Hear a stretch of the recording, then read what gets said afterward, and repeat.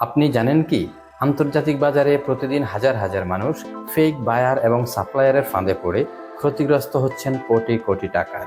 আজকের ভিডিওতে আমি আসিম আপনাদের সাথে শেয়ার করব কিভাবে আপনি রিয়েল বায়ার এবং সাপ্লায়ার চিনবেন আর কিভাবে ফেকদের ফাঁদ থেকে নিজেকে বাঁচাবেন। আমার গত বেশ কয়েক বছরের বাস্তব অভিজ্ঞতার আলোকেই বলছি।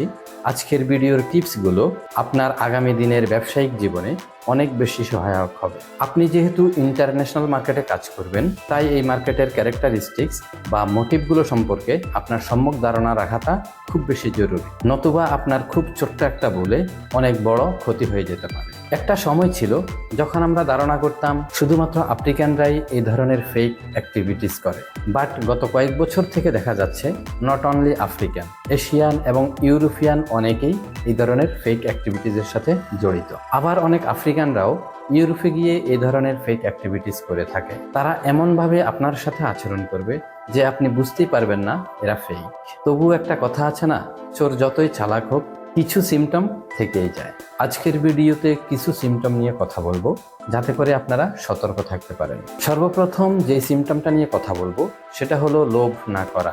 দেখুন, আপনি এখানে ব্যবসা করতে আসছেন, কোনো ধরনের জুয়া খেলতে নয়। তাই লোভ লালসার ব্যাপারে অনেক বেশি সচেতন থাকতে হবে, কেননা অনেক ধরনের ফেক বায়ার এবং সাপ্লায়ার আছে যারা আপনাকে বিভিন্ন ইস্যুতে মাল্টিমিলিয়ন ডলার ইনভেস্ট বা অফার দিতে পারে। সো এই ধরনের অফার থেকে খুব সাবধান থাকতে হবে। মাঝে মাঝে এমন অনেক ধরনের ইমেল পাবেন যেখানে সে উল্লেখ করবে যে তার কাছে মিলিয়ন মিলিয়ন ডলার আছে, বাট সে এগুলা প্রপার চ্যানেলে ইনভেস্ট করতে পারছে না। সো এই ধরনের ভুলভাল অফার থেকে নিজেকে নিয়ন্ত্রণ রাখতে হবে। কারণ খুব স্বাভাবিকভাবে চিন্তা করলে আপনি একটা জিনিস বুঝতে পারবেন, সেটা হলো পৃথিবীতে কেউ কাউকে 1 টাকা এমনি এমনি দেয় না, অথচ সে আপনাকে না চিনেই মিলিয়ন মিলিয়ন ডলার ইনভেস্ট করতে চাচ্ছে। সো এই ধরনের ফেক অফার থেকে সাবধান থাকতে হবে এবং খুব বেশি প্র্যাকটিক্যাল এবং রিয়েলিস্টিক ওয়েতে চিন্তা করতে হবে। দ্বিতীয় নম্বরে যে ব্যাপারটা নিয়ে কথা বলতে চাচ্ছি সেটা হলো যে বায়ার বা সাপ্লায়ার আপনাকে মেইল দিচ্ছে, ওই ইমেলটা খুব ভালোভাবে লক্ষ্য করবেন। সে কি আপনাকে কোনো ধরনের অ্যাড্রেসিং করছে নাকি শুধুমাত্র ডিয়ার স্যার অথবা ডিয়ার ম্যাডাম দেখেই শুরু করে দিচ্ছে।